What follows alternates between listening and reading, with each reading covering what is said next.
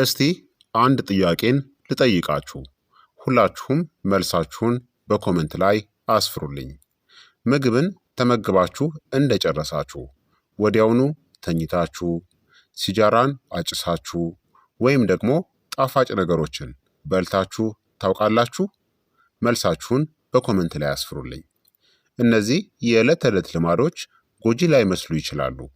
ነገር ግን ከተወሰኑት መካከል በሰውነታችን ውስጥ እጅግ ከባድ ስራ ከሚሰሩት አካላት አንዱ በሆነው ጉበታችን ላይ ተጨማሪ ጫናን ሊፈጥሩ ይችላሉ። ጉበታችን አልሚ ምግቦችን ያዘጋጃል፣ የደም ስኳርን ይቆጣጠራል፣ መርዛማ ነገሮችን ይሰብራል፣ ለምግብ መፈጨት የሚረዳውን ሐሞትን ያመርታል፣ እንዲሁም የኮሌስትሮል እናም የሆርሞን መጠንንም ለመቆጣጠር ይረዳል። ከበላችሁ በኋላ ወዲያውኑ ደግሞ በተለየ ሁኔታ ስራ ይበዛበታል። በዚህ ወቅት የሚደረጉ የተወሰኑ ልማዶች ጤናማ የሆነ የምግብ መፈጨትን ሊያስተጓጉሉ፣ የጉበት ቅባት ወይም ደግሞ የፋቲ ሊቨር በሽታን ሊያባብሱ እናም ለረጅም ጊዜ የሜታቦሊክ ወይም የምግብ መፈጨት ችግሮች ለሆኑት አስተዋጽኦ ሊያደርጉ ይችላሉ። ታዲያ በዛሬው ቪዲዮአችን ላይ ጉበታችሁን ጤናማ ማድረግ ከፈለጋችሁ ከበላችሁ በኋላ ወዲያውኑ ማስወገድ ያለባችሁን 10 የተለመዱ ስህተቶችን እንመለከታለን። እስከ መጨረሻው ድረስ አብራችሁን ቆዩ፣ ምክንያቱም የመጨረሻው ልማድ በሚያስገርም ሁኔታ የተለመደ ነው። እናም በሺዎች የሚቆጠሩ ሰዎች ደግሞ ሊያስከትል የሚችለውን ጉዳት ሳያውቁ በየቀኑም ያደርጉታል። ታዲያ ከመጀመራችን በፊት እንኳን ወደ ቻናሌ በደህና መጣችሁ እላለሁኝ። በሳይንስ የተደገፉ ቀላል የሆኑ የጤና ምክሮችን ከወደዳችሁ ይህንን ቪዲዮ ላይክ እና ሼር በማድረግ ሌሎችንም አስተምሮ አሳውቁ እላለሁኝ። ጥያቄያችሁን በኮመንት ላይ አስፍሩልኝ፣ በደስታ እመልስላችኋለሁኝ። ሰብስክራይብ ካደረጋችሁ በቀጥታ ወደ አንደኛው መጥፎ ልማድ እንለፍ። አንደኛ፣ ከምግብ በኋላ ወዲያውኑ አልኮል መጠጣት ነው። ብዙ ሰዎች ከራት ጋር ወይም ደግሞ ከራት በኋላ ወዲያውኑ ቢራ፣ ወይን ወይም ደግሞ ጠንካራ መጠጦችን መጠጣት ያስደስታቸዋል። ምግብ የአልኮልን መመጠጥ ሊያዘገየው ቢችልም ጉበታችን አሁንም ቢሆን ከሌሎች በርካታ የሜታቦሊክ ስራዎች በፊት አልኮልን ለመሰባበር ስራ ቅድሚያ መስጠት አለበት። ተደጋጋሚ የሆነ የአልኮል አጠቃቀም ደግሞ በጉበት ሴሎች ውስጥ የቅባት ክምችትን ይጨምራል፣ ብግነት ወይም ደግሞ ኢንፍላሜሽንን ያባብሳል፣ የትራይግሊሰራይድ የደም ቅባት መጠንን ያጎላል፣ በጊዜ ሂደት ደግሞ የጉበት ጠባሳ ስጋትን ይጨምረዋል። ቀድሞውኑ የጉበት ቅባት በሽታ፣ ውፍረት፣ የስኳር በሽታ ወይም የጉበት ህመም ሄፓታይተስ ላለባቸው ሰዎች አነስተኛ አልኮል መጠጣት እንኳን የጉበት ጉዳትን ሊያባብሰው ይችላል። የተሻለው ጤናማ አማራጭ ከምግብ ጋር ውሃን ጠጡ። አልኮልን የምትጠጡ ከሆነ ደግሞ ከተፈቀደው ወሰን አትለፉ። እንዲሁም ማንኛውንም የጉበት ስጋት ከጤና ባለሙያችሁ ጋር ተወያዩ። ሁለተኛ፣ ከበላችሁ በኋላ ወዲያውኑ መተኛት ወይም ደግሞ ማረፍ ነው። ከምግብ በኋላ የምግብ መፈጨት ስርዓታችሁ በብቃት ለመስራት የደም ዝውውርናም እንቅስቃሴ ያስፈልገዋል። ከተመገባችሁ በኋላ ወዲያውኑ ተዘርግቶ መተኛት የሆድ ዕቃ ባዶ የመሆን ሂደትን ያዘገየዋል። የጨጓራ አሲድ ወደ ተቃራኒ አቅጣጫ የመመለስ ችግርን ይጨምረዋል። አሲድ ሪፍለክስን፣ የምግብ መፈጨትን አነስተኛ ብቃት ያለውም ያደርገዋል። ቀጥታ መተኛት ጉበትን በራሱ ባይጎዳውም አብዝቶ መመገብናም ከምግብ በኋላ እንቅስቃሴን አለማድረግ ለክብደት መጨመርናም ለኢንሱሊን ሬዚስታንስ አስተዋጽኦ ያደርጋል። እነዚህ ደግሞ ከአልኮል ነፃ ለሆነ የጉበት ቅባት በሽታ ነን አልኮሊክ ፋቲ ሊቨር ዲዚዝ ዋና ዋና የስጋት መንስኤዎች ናቸው። የተሻለው ልማድም ትልቅ ምግብን ከተመገባችሁ በኋላ ወደ አልጋ ከመሄዳችሁ በፊት ቢያንስ ከ2 እስከ 3 ሰዓታት መቆየት ያስፈልጋል። ሶስተኛ፣ ከበላችሁ በኋላ ወዲያውኑ ሲጃራ ማጨስ ነው። አንዳንድ አጫሶች ከምግብ በኋላ ሲጃራ ማጨስ ዘና የሚያደርግ እንደሆነ ያምናሉ። በእውነቱ ግን ማጨስ ሰውነታችንን ለሺዎች ለሚቆጠሩ ጎጂ ኬሚካሎች ያጋልጣል። ጉበት ብዙዎቹን እነዚህን መርዞች ለማስወገድ የበለጠ ጠንክሮ መስራት አለበት። ይህም የኦክሲዲቲቭ ስትረስን ወይም ደግሞ የሴል ጉዳትንናም ብግነትንም ይጨምረዋል። ማጨስ በተጨማሪም ከከፍተኛ የጉበት ፋይብሮሲስ እናም የጉበት ካንሰር ስጋት ጋርም የተያያዘ ነው። ሲጃራ ማጨስን ማቆም ለጉበታችሁም ሆነ ለአጠቃላይ ጤናችሁ ማድረግ ከምትችሏቸው ምርጥ ነገሮች ውስጥ አንዱ ነው። አራተኛ ሆዳችሁ ጠግቦ እያለ እንኳን ጣፋጭ ምግቦችን መመገብ ነው። ትልቅ ምግብ ከተመገባችሁ በኋላም ጣፋጭ ምግቦችን መመገብ በሜታቦሊዝም ላይ የበለጠ ትልቅ ጫናን ይፈጥራል። ትርፍ ስኳር በተለይም ከጣፋጭ መጠጦችናም ከጣፋጮች የሚገኘው ፍሩክቶስ በጉበት ውስጥ ወደ ቅባትነት ይቀየራል። በጊዜ ሂደት ይህ የጉበት ቅባት፣ ለከፍተኛ ትራይግሊሰራይድ፣ ለክብደት መጨመር፣ ለኢንሱሊን ሬዚስታንስም አስተዋጽኦ ያደርጋል። ጣፋጭ ምግቦችን አልፎ አልፎ ብቻ ተደሰቱባቸው። አምስተኛ በስኳር የበለጸጉ ለስላሳ መጠጦችን መጠጣት ነው። ብዙ ሰዎች በምግብ ወቅት ወይም ከምግብ በኋላ በውሃ ምትክ ሶዳ ወይም ለስላሳ መጠጦችን ይጠጣሉ። ስኳር የበዛባቸው መጠጦች በከፍተኛ መጠን በፍጥነት የሚመጠጥ ስኳርን ያቀርባሉ፣ ነገር ግን አነስተኛ የምግብ ንጥረ ነገር ይዘት አላቸው።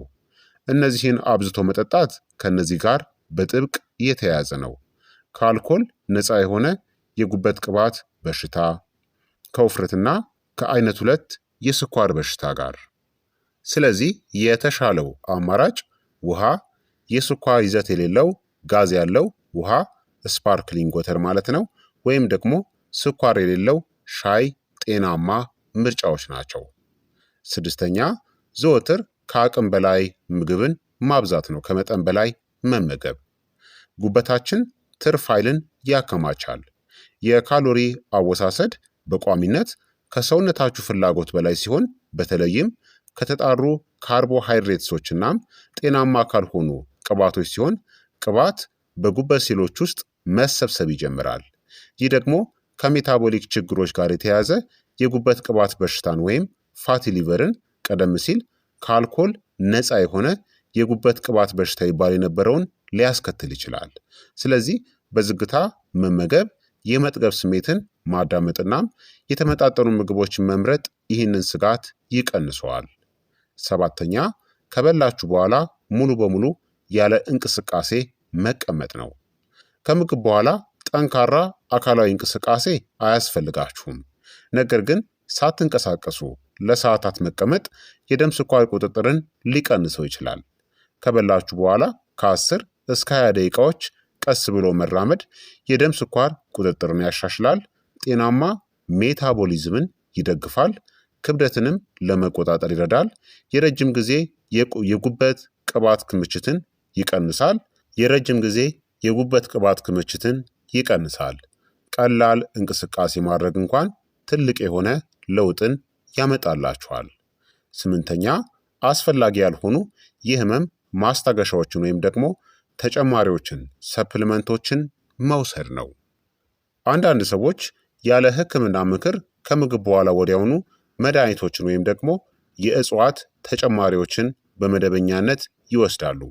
ብዙ መድኃኒቶች በአግባቡ ስትጠቀሙባቸው ደህንነታቸው የተጠበቀ ቢሆንም ከአቅም በላይ ወይም ደግሞ አስፈላጊ ያልሆነ አጠቃቀም በተለይም እንደ ፓራሲታሞል ወይም ደግሞ የተወሰኑ የእጽዋት ምርቶች ጉበታችንን ሊጎዱ ይችላሉ። ሁልጊዜም የመድኃኒት መጠን መመሪያዎችን ተከተሉ። መድኃኒቶችን ከአልኮል ጋር ከመቀላቀል ተቆጠቡ። የምትጠቀሙበትን ማንኛውንም ተጨማሪዎች ለጤና ባለሙያችሁ ተናገሩ። ዘጠነኛ ትልቅ ምግብን ከተመገባችሁ በኋላ ወዲያውኑ ሌላ መክሰስ ምግብን መመገብ ነው። ያለማቋረጥ መመገብ ጉበትናም የምግብ መፈጨት ስርዓት በምግብ መካከል ንጥረ ነገሮችን ለማዘጋጀት የሚያስችል አነስተኛ ጊዜ እንዲኖራቸውም ያደርጋል። ተደጋጋሚ የተረፈ ካሎሪ አወሳሰድ ለክብደት መጨመር፣ ለደም ስኳር መጨመርናም ለጉበት ቅባት መጨመር አስተዋጽኦን ያደርጋል።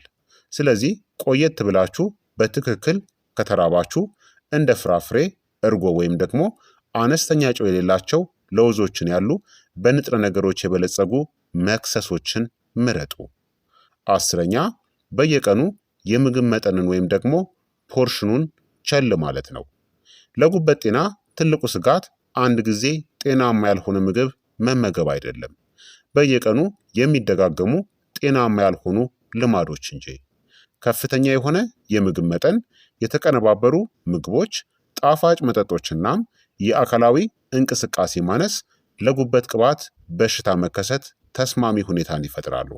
ስለዚህ አነስተኛ ቋሚ ማሻሻያዎች ማድረግ እንኳን እንደ የተመጣጠነ ምግብ፣ መደበኛ እንቅስቃሴ፣ ጤናማ ክብደትን መጠበቅና አልኮልን መገደብ ያሉ ስጋታችሁን በከፍተኛ ሁኔታ ይቀንሱታል።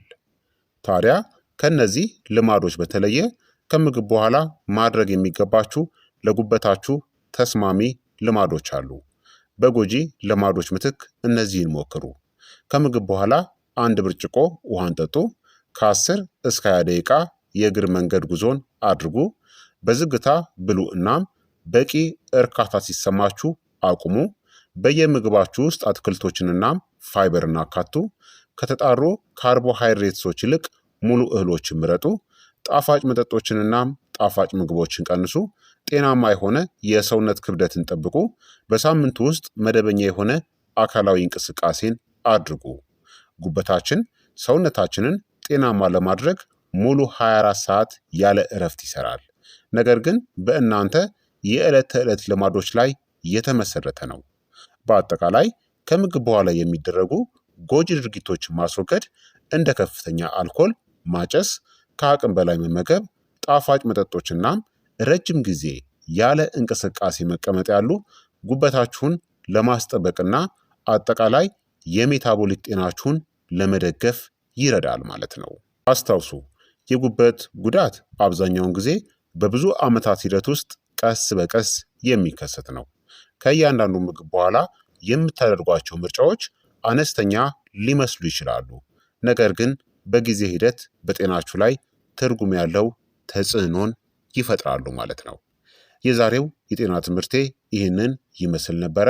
ከበላችሁ በኋላ ወዲያውኑ ማድረግ የሌለባችሁን ጉበታችሁን የሚጎዱ መጥፎ ልምዶችን በዚህ ቪዲዮ ላይ ነግሬያችኋለሁኝ ማለት ነው። እንደተማራችሁበት ተስፋ አደርጋለሁኝ። ላይክ እና ሼር በማድረግ ሌሎችንም አስተምሩ አሳውቁላለሁኝ። ጥያቄያችሁን በኮመንት ላይ አስፍሩልኝ፣ እመልስላችኋለሁኝ። በቀጣይ የጤና ትምህርት እስከምንገናኝ እኔንም እናንተንም ቸር ያቆየን። መልካም ጊዜ፣ መልካም ቆይታ። ቻው ቻው።